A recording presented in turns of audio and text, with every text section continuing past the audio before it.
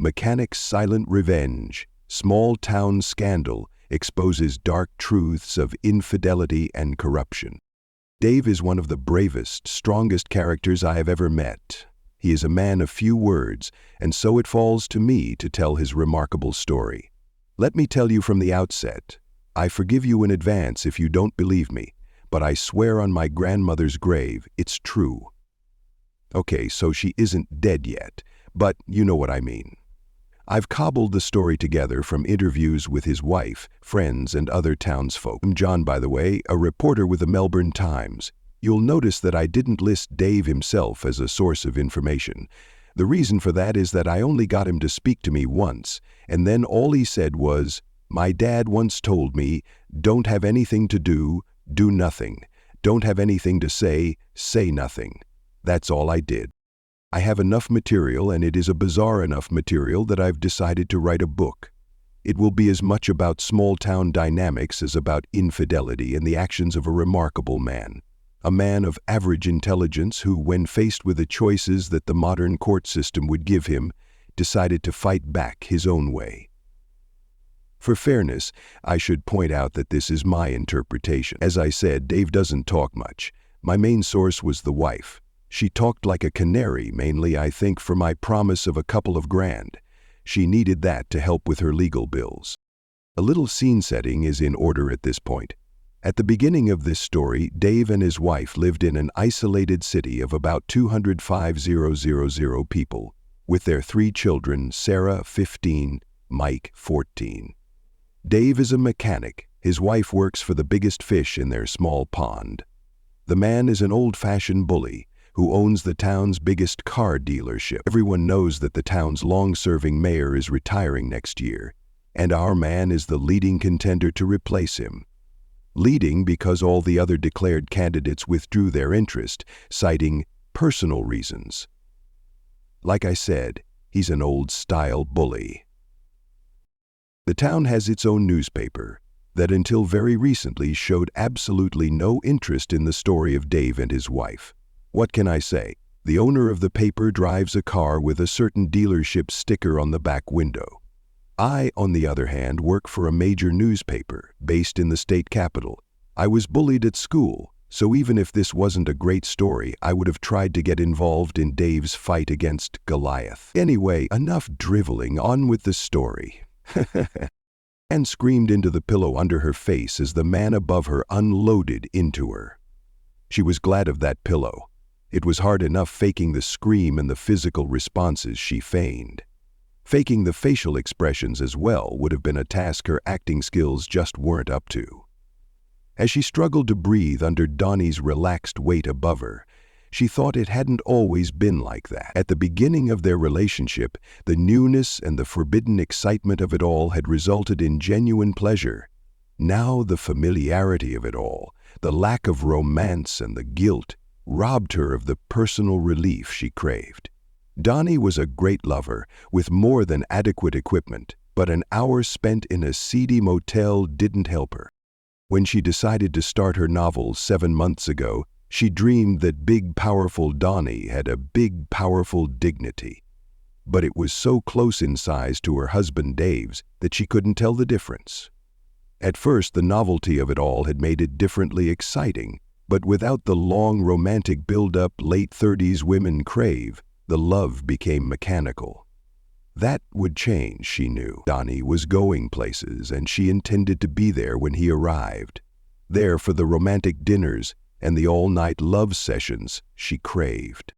She knew she didn't love Donny, but that was fine because she didn't love Dave, her husband, either. It was enough for her to know that Donny loved her, and she reasoned she would come to love him in time. Only 3 things impinged on her perfect plans. One was her own guilt. Her strict Christian parents would never approve of her behavior and what she was doing and intended doing to Dave. She wasn't looking forward to that conversation with her husband. Although she didn't love him, she did respect him as a loyal, hard-working man trying to do the best for his family. It was just too bad that his best wasn't good enough for Ann. Although the conversation was still a year away, she already dreaded it. The second was that Donny refused to divorce his frigid wife until he was actually elected mayor. That condemned her to occasional hurried motel liaisons, rather than all-night sessions following a romantic date. The last impediment to her paradise. Donny's immature persistence about certain intimate acts. Every time he brought it up and she was forced to say it was never going to happen, it degraded his love for her in her mind. Her figure was for shitting, always had been, and also would be. Back in the present, as her intimate heat began to fade, her guilt started to build. Donny rolled off her and started to get dressed. As usual, she would take a shower and leave at least an hour after him. That way no one would see them leave together or arrive back at work together. Donny finished dressing and kissed her goodbye. Before he opened the door, she reminded him, "Look out the window and make sure there's no one we know around." Donny obediently opened the curtains and glanced out, but suddenly drew back and let the curtain fall back. "Hey, Annie, there's a guy sitting on the hood of your car. He saw me open the curtain and looked at me." "What the hell?" Ann jumped out of bed and opened the curtain a crack to peer surreptitiously out. "Damn, that's Dave." "Your husband?" "Yes. How the heck did he know I was here?" "I'm not ready for that conversation yet." "Donny, this could wreck our plans." "How? What's he going to do? No divorce lawyer in this town is going to take his case. I'll word them up this afternoon." "But he could go to the media." Donny laughed. "In this town? I don't think so. They're too smart to publish anything bad about me. They know I'll own this town for the next 10 years or until I make a run for state politics. Don't worry about them. Anyway, this could be good. You're always saying we never get enough time together. Now he knows. That could change. What's he going to do about it? I mean, look at the guy. He's half a foot shorter than me and about half my weight." He agreed. Mary could tell his expression was tense enough. You're right there. I don't want the bitch tipped off before we're ready. Tell you what, I'll go and have a talk to him." Donny bent down to kiss Ann again and marched out of the door. Ann cracked the curtains again to see the confrontation. She looked straight into the eyes of her husband. Letting the curtain drop, she felt guilt eating at her. She waited a couple of minutes until she heard Donny's raised voice, then cracked the curtain again. What she saw was very upsetting. Donny was leaning over Dave, who still sat on her car. Once again, their eyes locked through the curtain. Ann fled to the bathroom and showered until the water ran cold. Still, she hadn't managed to wash her guilt away. Exercise. She had begun painting and painted her first balance when her phone rang. Ann was dressed and steeling herself to look out the window again when Donny rang. "How quickly did hubby leave after I had words with him?" "I don't know. I haven't looked since you left." With Donny bolstering her courage, Ann looked out the cracked curtain again. "Shit, he's still there." Donny was confused. His standover tactics always worked. Like most bullies, he only had the one tactic. "What did you say to him before?" "I just told him the facts of life and pointed out the health hazards of standing in our way and the futility of trying to do anything about it." "What am I going to do? I can't leave with him out there." "Answer the letter." "You'll be fine, Annie. It'll be dark in an hour. Stay where you are and I'll send a couple of aroused associates around to have a word with him." True to his word, an hour later there was a heavy knock on her door. Ann looked out and saw Frank and Rick, two of Donny's employees, outside the door holding Dave between them. They were so big that Dave's feet were off the ground. She opened the door and they shuffled in. Dave had a neutral expression and just stared at Ann. She quickly averted her eyes and made for the door. When she heard a sickening thud behind her and an expulsion of breath, it was pure reflex to look. She saw Rick holding Dave and Frank with his fist cocked again. As she looked, Dave stood up straight again and looked her directly in the eye. Feeling sick, Ann fled.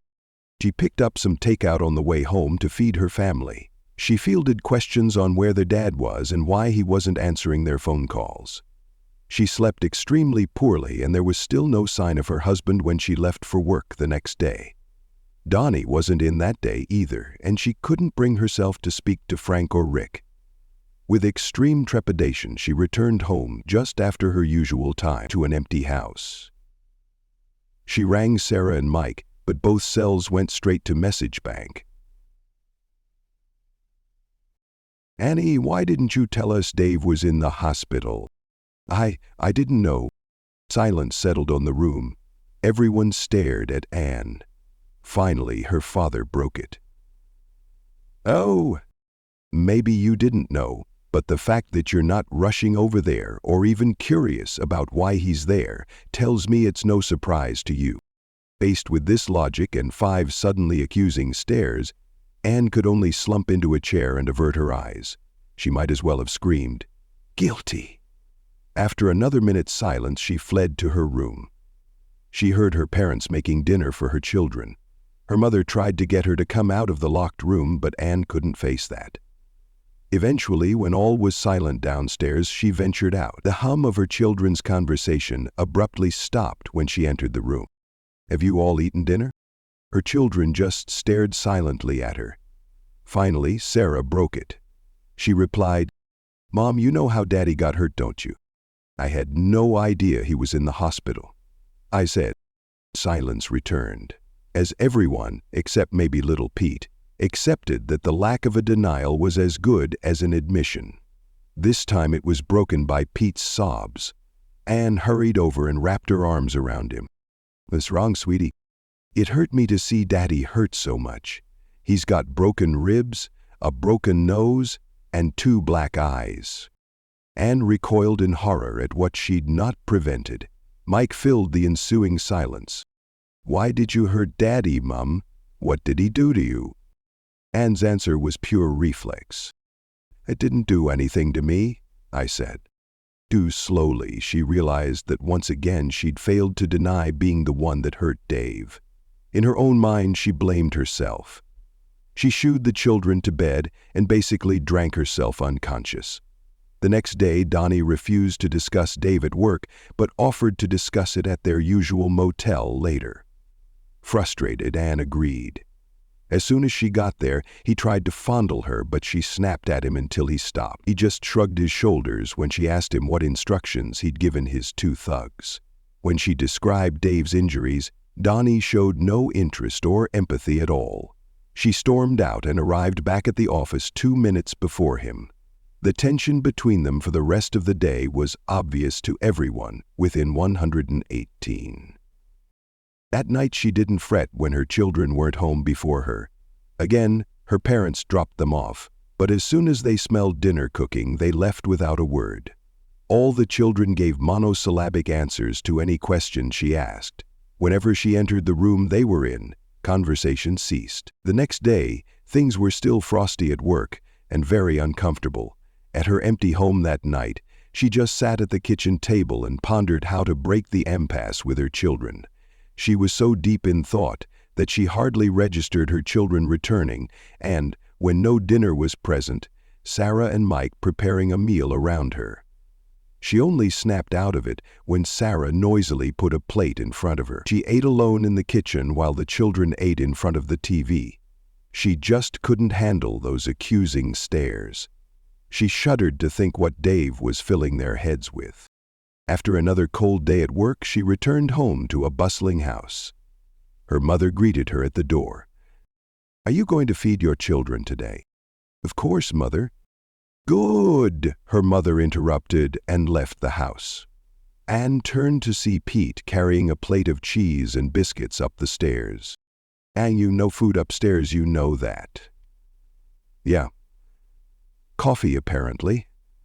Dr. Daddy's hungry," Pete threw over his shoulder as he kept on up the stairs. That's how Anne discovered Dave was home.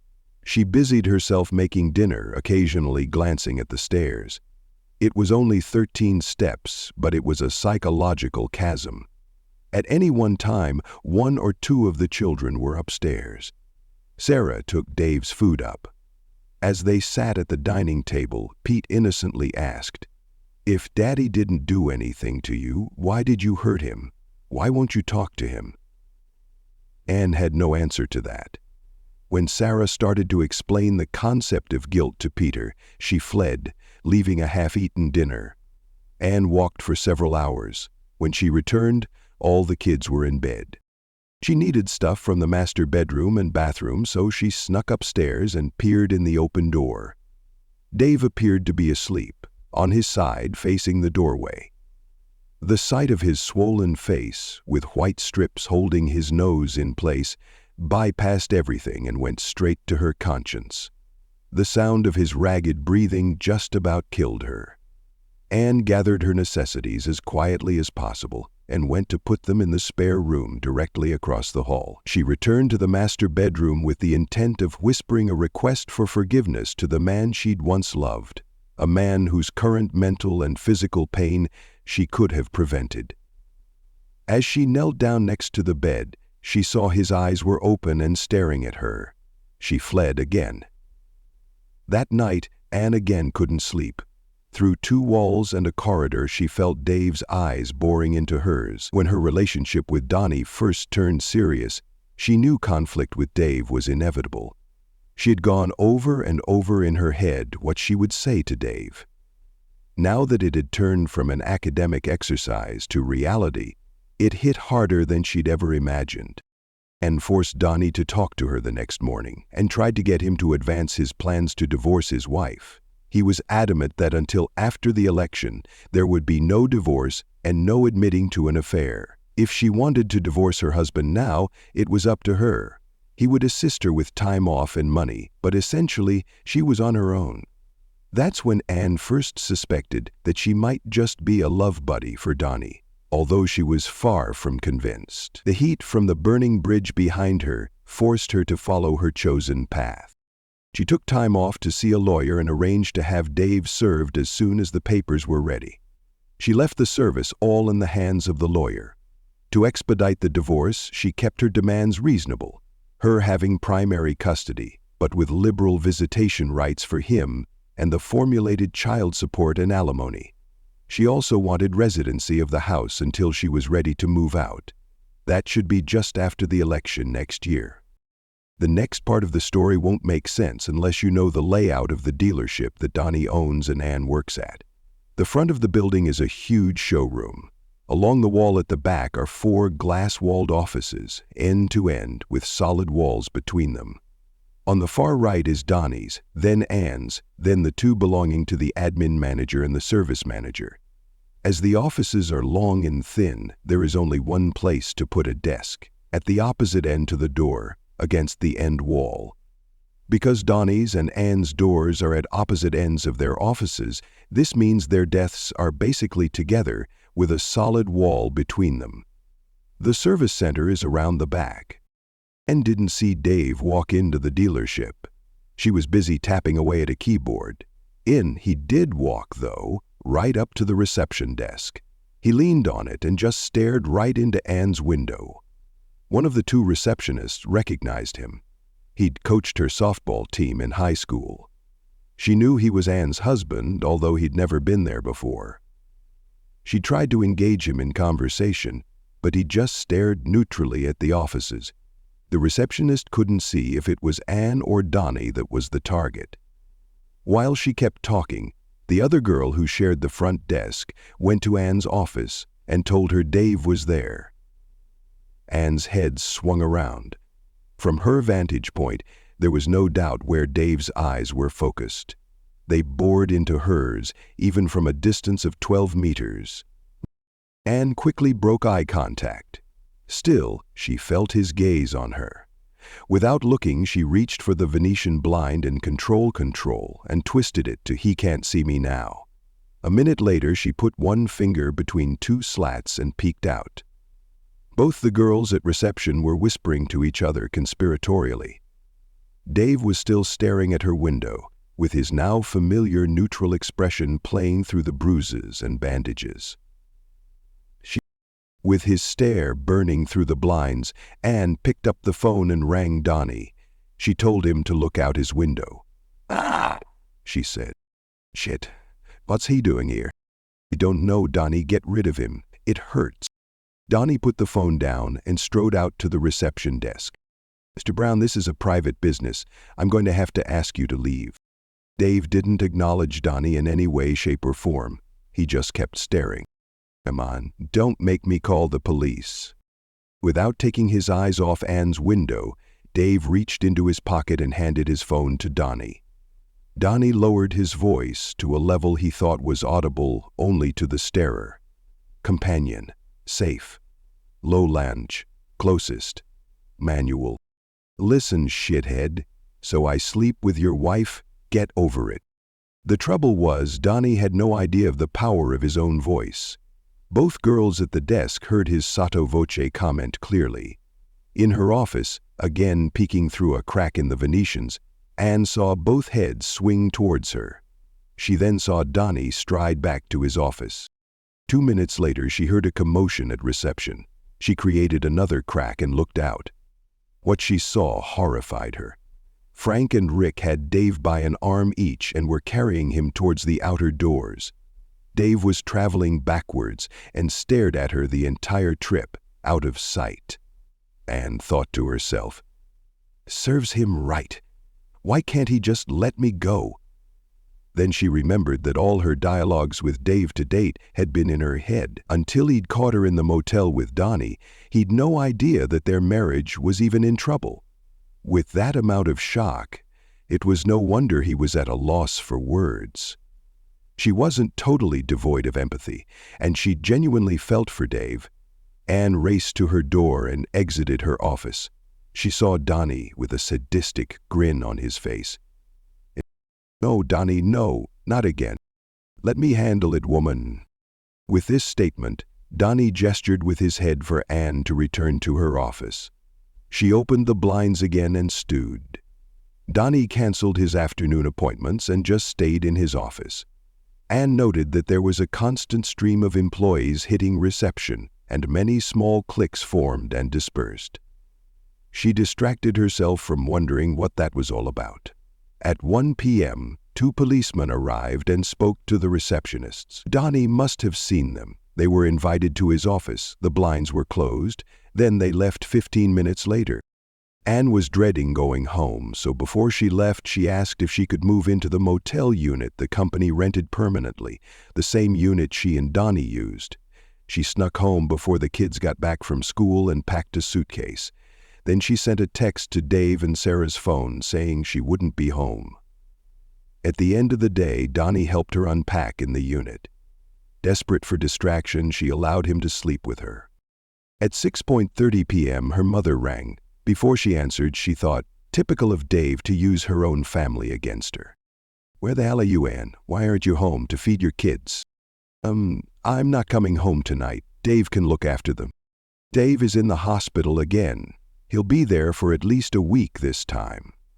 Doctor represents that sometime it will not be long." "What?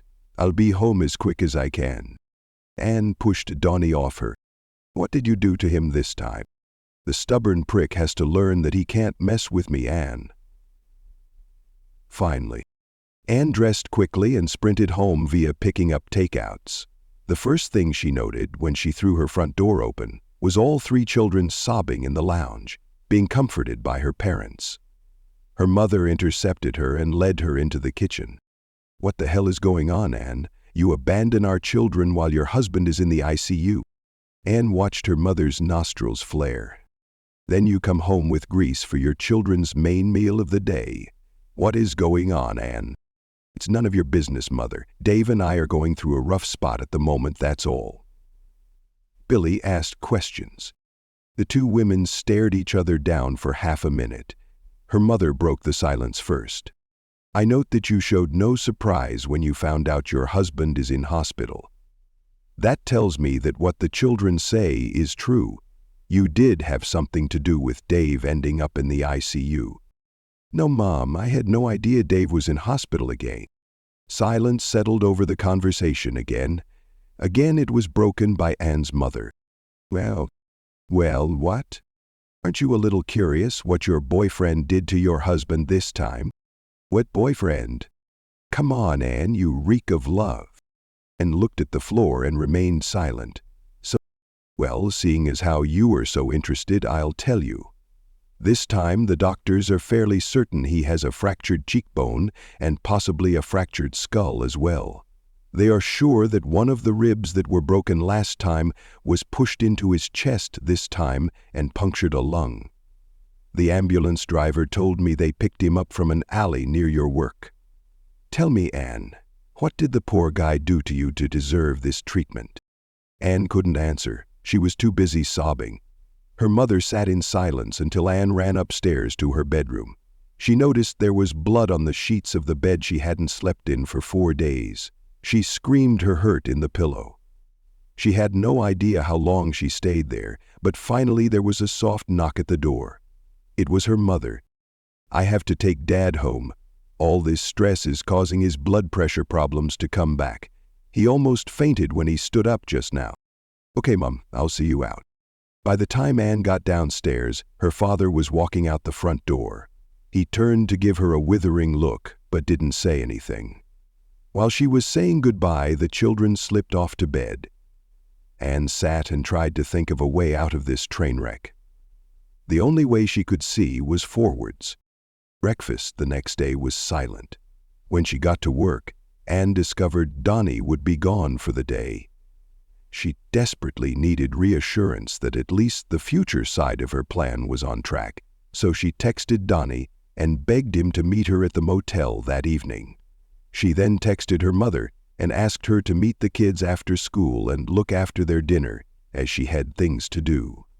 The reply was, yes, good idea. Donny met her after work and reassured her their plan was right on track. The police couldn't connect either of them to Dave's 2 beatings. Ann didn't bring up the subject of her husband's second assault. Sure, Donny had arranged it, but she could have stopped it simply by running after them as her husband was carried out the door. She allowed Donny to make love to her until after 9 p.m. Then Ann showered and went home. Although it was almost 10 when she arrived, all 3 children were awake and looking at her expectantly. Well, aren't you guys in bed? Her mother replied on their behalf. I let them stay up until you got home. They're keen to know how their father is. Meredith flushed. I don't know. What? Didn't you go and see him tonight? And silence answered for her. So what did you do? Surely not. Tell me you didn't get me to cover you here while you went to see your lover while Dave is in the hospital. First, I never told you I was going to the hospital. Her mother swung around, grabbed her coat, and headed for the door. With one hand on the handle, she threw over her shoulder. You disgust me. I'm ashamed to call you my daughter. Don't ask me to look after your children again, unless it's so you can go to your husband and beg his forgiveness. Ann thought she was learning to cope with 3 hours broken sleep a night. Like I said, I never got to know Dave, but from how other people described him, he maybe would have forgiven Ann up to this point if she'd just abandoned her plans. She didn't. From what she told me later, she thought she'd caused so much pain at that point that to back out would have made it all pointless. When Ann's mother rang her at work the next day, she thought it might be to apologize. It wasn't. And how could you be that heartless? What are you talking about, Mom? Your husband finally gets out of the ICU and what does he get? A visit from his loving wife? No. An ugly process server and divorce papers. Who are you, Ann? What have you done with my daughter? In her pain, Ann had totally forgotten that her divorce process was on autopilot. The lawyer had obviously followed her instructions and had Dave served as soon as the papers were ready. As a reflex, she tried to remove the immediate thorn in her side. Mom, can you look after the kids tonight so I can go and see Dave? No, I bloody can't, Ann. Your father is in the same hospital as your husband. He had a heart attack today. They're going to put in stents tomorrow. Goodbye, Ann. Ann rushed home early to be there when the children got off the school bus. The bus arrived devoid of 3 familiar faces. Again, calls to 2 of their phones went straight to message bank. 2 hours later, she got a text to pick them up at the hospital. They'd all walked there after school. On the way home, she scolded them for making her worry. They all just remained silent and stared out the car window. It was shortly after this that I became aware of the tragic story of Ann, Dave, and Donny. I was sitting in my office, wondering where my next story was going to come from. The world was going through an unusually quiet, peaceful period, and news was hard to find. My phone rang. It was an old mate I'd gone to journalism school with, Matt Nygrum. He was good at what he did, but tended to shun the bigger organizations, to concentrate on small-town issues where he could make a difference. He'd been in the regional center where our story occurred for about a year. The doctors and nurses at the hospital where Dave was served were so appalled by his wife's behavior that they contacted Matt. With his normal talent, Matt quickly spoke to several people from the dealership and found out about Ann and Donny's affair in addition to the 2 beatings Dave had suffered. No one came out and directly said it, but the fact that Dave was seen by 3 witnesses being carried out of the dealership by 2 known conclusions. Matt tried to talk to Dave, but he refused to speak. He then contacted the police to see where their investigation was at, only to be told there was no active investigation on the matter. He submitted the story to his editor and had the pleasure of seeing it torn up in his face. No negative stories would be published about Donny in that town. He immediately resigned and sent the story to me. I saw my editor, and Matt received an offer from my paper the next week. I cleared my desk and left for assignment in Hicksville 2 days later. From what Ann told me, the next week was a very uncomfortable one for her. Her children treated her like a leper, and her social life was curtailed by not having her mother available to look after the children. She picked them up from the hospital every night. Donny was away on business every day during business hours, and the only time she saw him was one night when he managed to sneak into her house after the children were in bed. That was the first time they spent the whole night together. She certainly craved the company. On the Friday, Ann got a call from the school to come in for a semi-urgent discussion. That was when she found out that they were very worried about Sarah's rapid weight loss. Ann couldn't believe she'd been so negligent to not notice. They moved on to tell of Michael's sudden propensity to violence, and that little Pete was being bullied because he was always crying. Ann cried herself at that. All she could think to do was advance the divorce as quickly as possible and hope it blew over. At first, Ann turned down the invitation to go out with 4 of her girlfriends that Friday night. Dave was still in hospital and Donny unavailable. She tried everything she could to get the children to speak, but failed. In frustration, she left the children at home and went out with the girls. She left the name of the place she would be with Sarah in case it was too loud to hear her cell ringing. She'd been there about an hour, fielding questions from her friends that had heard the rumors, denying all knowledge of the violence visited to her husband. They'd finally relented and moved on to more fun topics when she saw 2 of them looking over her shoulder. She turned around, and there was Dave. One eye was slightly black, the other jet black. A bandage covered one side of his face, below the eye, and he was stooped, guarding his painful ribs. He was sitting at an adjacent table, just staring at her. In panic, Ann swung around, back to her friends, and totally blew it. "Oh, ignore him." Her friends saw her immediate facial reaction and heard her flippant comment. They also saw Dave suffering and could only wonder at the commitment it must have taken to come there and make his silent protest, for that it clearly was. They made up their own minds on Ann's honesty over the last hour. One made an excuse to go to the bar. The 2 that knew Dave the best went over to talk to him. The 4th just looked at Ann quizzically. Ann fled again. She paused outside the bar, wondering if she should offer Dave a lift. Her own conscience wouldn't allow her to talk to him yet, though. Even though it was the decent thing to do, she just couldn't do it. As late as 2 weeks ago, she'd told the guy she loved him to divert any suspicion. He now knew it had been a lie. Ann drove home. Her mother was there looking after the kids. They hadn't seen each other in a week, and Ann suddenly realized she'd never even inquired about her father's health. God, how self-centered had she become. They both got the kids to bed, then Ann asked about her father, but tried to change the topic when her mother raised the thorny issue of Dave. Her mother was having none of that, though. She asked Ann if Dave had done anything to warrant her divorcing him. Ann mentioned a couple of petty little niggles, but when she saw her mother was unconvinced, went on to explain that she'd simply fallen out of love with her husband and in love with someone else. She found lying to her mother easy.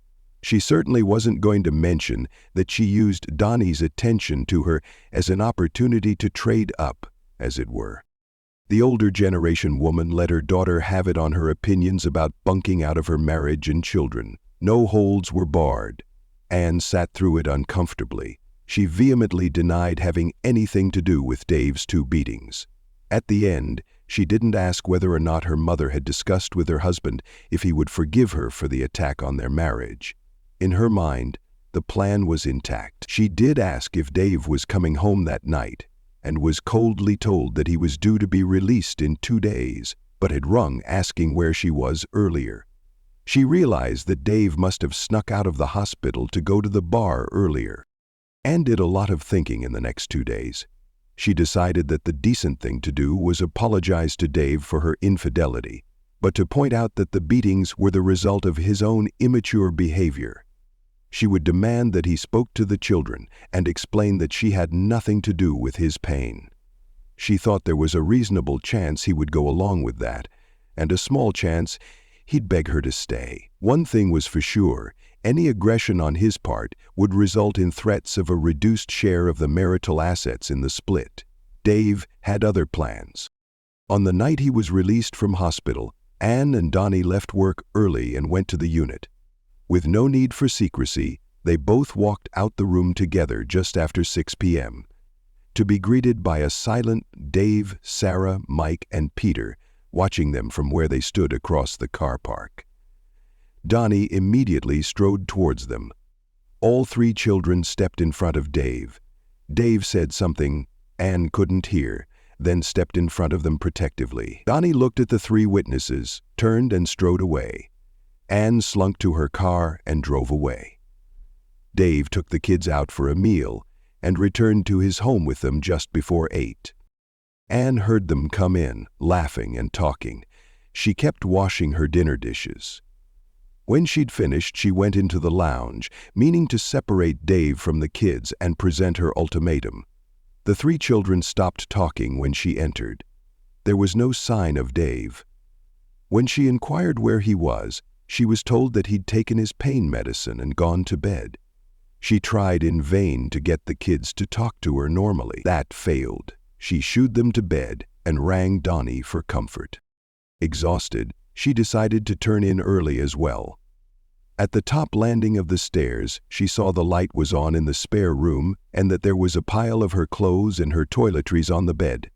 Vowing that this shit had to stop now, she strode to the master bedroom door. It was locked.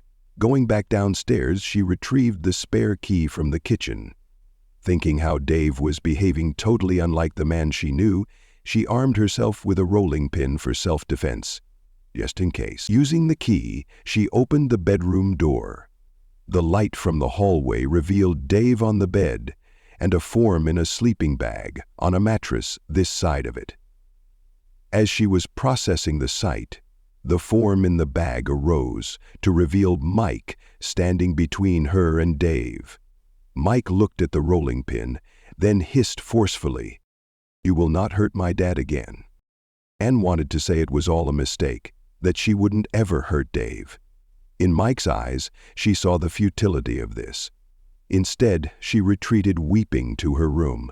Did she sleep like a baby that night? What do you reckon? What do you reckon?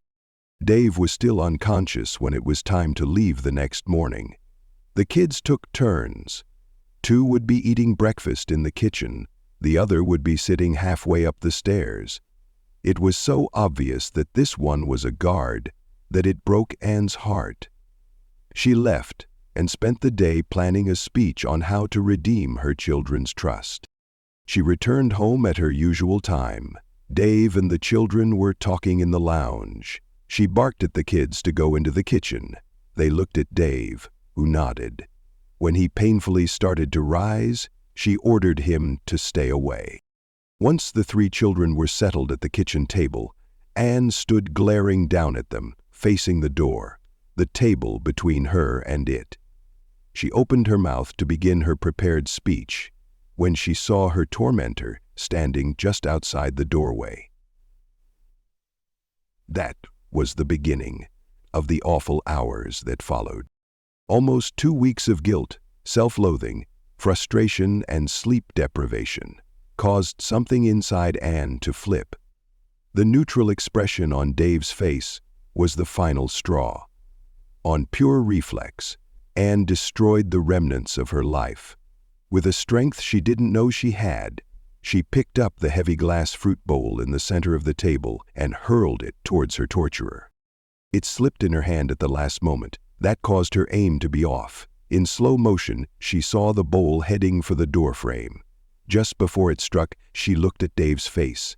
She swears now that the neutral expression turned to a smile. That was his only muscle movement, however, as the heavy bowl hit the frame. It broke into 2 pieces. One piece smashed harmlessly against the frame. Not so the other piece. It deflected about 30 degrees and hit the undamaged side of Dave's face.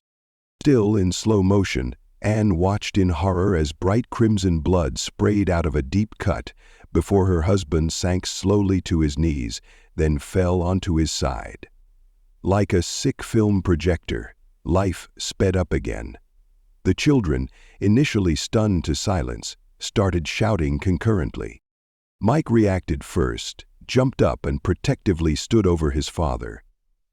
Seeing the blood still pulsing from Dave's face, Ann instinctively grabbed a hand towel and rolled it up while striding to her recumbent husband. She intended to use it to staunch the blood.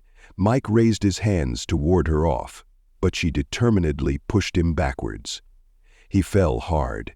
Ann knelt down and pressed the towel into Dave's face. In a very ungirl-like manner, Sarah tackled her mother off her father. Seeing that his angry sister was more than a match for his mother, Mike arose, went to the medicine cabinet, grabbed a sterile pad, ripped it open, and applied it gently to his father's face. Sarah screamed at Peter, "Phone emergency." Knowing how bad this was, Ann ran to the phone. By controlling the call, she hoped to just request an ambulance while keeping the police away. She had just put her hand on the phone when she heard Mike scream, "Call 911. Use the phone upstairs, Sarah." In a moment of clarity, Ann realized that they'd misinterpreted her actions as her wanting to stop the phone being used. Sarah sprinted past her toward the stairs. Ann went to give chase, but little Pete stopped her the only way he could. He wrapped his arms around her lower legs. Ann went to take one step but fell heavily when her legs wouldn't move. She lay there screaming hysterically, then removed Pete's arms firmly, stood, and ran. That's the first time I saw Ann in the flesh, one hand covered in blood, running to her car. I'd just arrived to request an interview. Seeing the bloody, screaming woman, I took the liberty of inviting myself in and took over Dave's treatment. The ambulance arrived, followed by the police. While Dave was taken away, the police started asking questions. I arranged for Sarah to ring her grandmother to come and look after them. That's how I heard firsthand what had happened to Dave this time, as the children recounted how their mother had attacked their father, then allegedly tried to smother him and stop them calling an ambulance. Consigning his book. I'd interviewed enough people by now to suspect that the local police might be a little less than zealous protecting Dave's interests. So I rang a contact in the state police, and within 3 hours 2 flying squad members turned up. The 2 flying squad members I'd assigned to investigate the flying squad were on either side of the first loaded elevator that Doc swiftly confronted. The flying squad are a group of police that move from town to town, accepting that the local force can sometimes go a little native. The flying squad come into a town, blitz the local bad drivers for a few days, then move on. I stayed long enough to see the children giving their statements all over again, then took Sarah and Mike to see their dad. That's when I got my only words ever from him. I took them home and bowed out. Unbeknownst to me at the time, Ann fled to Donny's house. She was greeted at the door by his wife. Donny, thinking quickly, explained to his wife that Ann was an employee of his with an abusive husband. The generous woman offered her house as a refuge for the night. Ann was too distraught to go to work the next day, but Donny did, leaving the women alone. Just after lunchtime, Donny's wife Pamela was in the kitchen, but ran into the lounge when she heard a scream and a crash. Ann was lying on the floor in a dead faint. Looking around to see what may have caused it, Pam eventually looked out the window. There was a man, whose face was almost entirely swathed in bandages, standing outside their fence, staring at the house. Pam waited for Ann to start coming round, then asked what was happening. Through Ann's incoherent mumbling, Pam caught the word husband. She called the police to remove the abusive man, then called Donny. Donny got there first and strode into the house, ignoring Dave, to start damage control. The police arrived and recognized Dave. One came to the door and asked Pam if Ann was there. Pam innocently said yes. To her bemusement, Ann was arrested. To avoid answering difficult questions from his wife, Donny left to organize a lawyer for Ann. She returned the phone calls. He had to keep a lid on this whole mess. He went back home very soon afterwards, when Pam rang to say the creepy man was still staring at their house. On the way home, he hatched a plan, one that involved waiting for darkness. He kept Pam entertained all afternoon. I was at the police station, after learning of the morning's drama over the police radio, trying to get details of what Ann would be charged with. They weren't very talkative. I then spent a couple of hours trying to locate Dave, with no luck there either. Finally, I went back to the motel and started to type up the story while eavesdropping on the police radio channel. That's how I located Dave. Just after dark, Donny must have rung the police to move Dave on. I heard them being dispatched to Donny's residence. I jumped in my car and got there just as the police were watching Dave get in his car and drive off. This guy seemed to attract trouble, so I decided to follow him. I was within sight of his house when he pulled into his driveway and painfully climbed out. I saw two shadows detach themselves from trees and close in behind him. One raised an arm and hit Dave on the back of the head with something. I didn't wait any longer but gunned the engine and bathed the scene with my headlights. I snapped a couple of photos with my ever-present camera. Two large men ran off up the street, leaving a motionless Dave behind. I called the ambulance and police again and waited for poor old Dave to be carted off to the hospital for the 4th time in 2 weeks. I suspected that Dave wouldn't be able to survive many more episodes like this. What I'd witnessed wasn't the prelude to a beating, but something much more serious. I gave a statement to the flying squad police and handed over my photographs. Dave spent another night in hospital while being checked out for yet another concussion. I was in court the next day when the judge arraigned Ann for assault, occasioning grievous bodily harm. The police let it be known that attempted murder might be added later. Donny posted her bail, gave her a wad of cash, and took her to their motel unit. He suggested she threw her phone away, as there was a fair chance that was how Dave was tracking her. He also requested that, apart from at work, she stay the hell away from him, with an out-of-town reporter sniffing around. Well, he just didn't need the bad publicity. The worst happened was that he couldn't correct his miss. Ann was shocked. Donny was all she had left from her old life, and the cause of it all going to shit. She asked how he could treat her so badly if he loved her. Donny couldn't help the look of contempt that suffused his face. In that instant, Ann realized that far from loving her, she'd just been a bit of fun for him on the side. A bit of fun that was now a big liability. To confirm this, Donny told her rather coldly what her life would be like if she'd tried to make waves for him. Then, he left. He had an urgent job to do. His hired hands weren't answering their phones. Ann stewed on the train wreck that her life had become and the fact she'd lost absolutely everything. She didn't even have a medicine cabinet full of pills or a bath to slit her wrists in. She was cheered up somewhat 2 days later when Donny was arrested. My photographs of the night of Dave's final assault led to his thugs being apprehended very quickly. To save their own asses, they rolled over on Donny immediately. Now his power and influence worked against him and he was denied bail. When my article was published in the weekly magazine that weekend, his wife left him quicker than a rat on the Titanic. The dealership survived, however, and Ann continued her lonely existence until her trial. She brokered an uneasy deal with her mother to get her stuff from her old house, but never saw Dave or her children again. Ann was honest when the police, tipped off by my article, questioned her about Dave's first 2 beatings, thinking they had nothing to do with her. That led to her being charged with 2 counts of failure to report a crime and as an accessory to assault. Dave was granted interim custody of their 3 children and was torn about pressing charges on Ann's direct assault of him. His mind was finally made up by child services. One particularly militant local officer took Ann's side and started proceedings to get custody granted to her.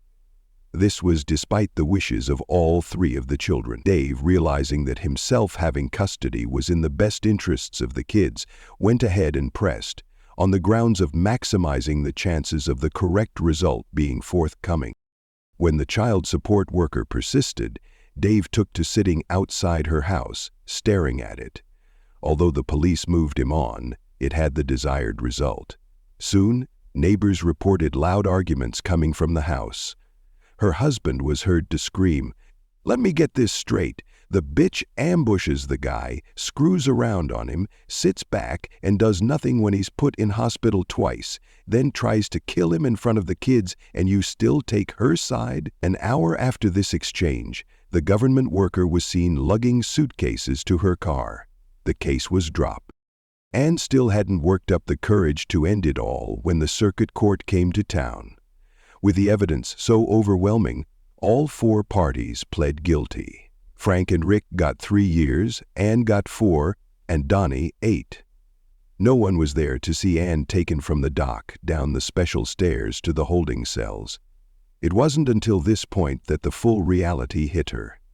She wrote a long letter to her children, apologizing for what she'd done to their family. She wrote another to Dave.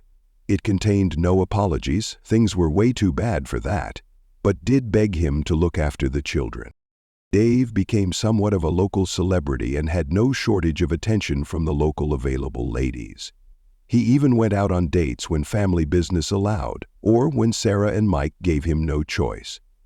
When one particular lady caught his eye, Sarah and Mike confronted her alone one night and gave her a thorough grilling, at the end of which they pronounced her worthy of continuing to see their courageous daddy.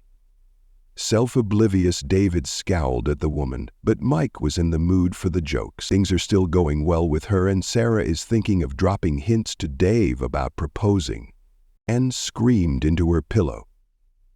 This time the cry was very sincere. Her mind desperately tried to erase the terrible reality of her situation. It was a little difficult to do when she was on her knees, butt up. To distract herself, she focused on everything but feelings. First, there were smells around her.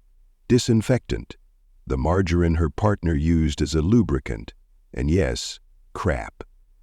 She knew from experience that only in the morning would the taste leave her mouth. Ann continued to sob until she was relieved to hear the unmistakable sounds of a man behind her climaxing. Thank God for this. Relief from the humiliation and pain came within minutes. Preparations began to take place for the second herring when the Grand Master General entered the dining room. Her bed partner tensed and shuddered in muted ecstasy before finally collapsing onto Anne's side, who took the opportunity to roll out of this humiliating position.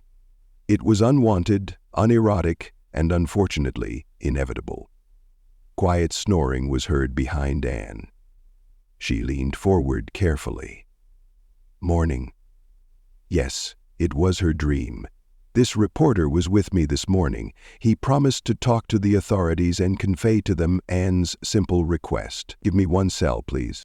Anne inched away from the hard plastic phallus. It was halfway out when life returned to the arms encircling her, and she again felt the big, heavy breasts pushing into her back. Anne resumed sobbing. "If I speak now," he said, "it will happen faster. I know. As for Donny..." Thanks for watching. If you enjoyed this story, don't forget to like this video, comment your thoughts below, and of course subscribe to the channel for more gripping stories like this one. And make sure to hit the notification bell so you never miss an update. See you in the next one.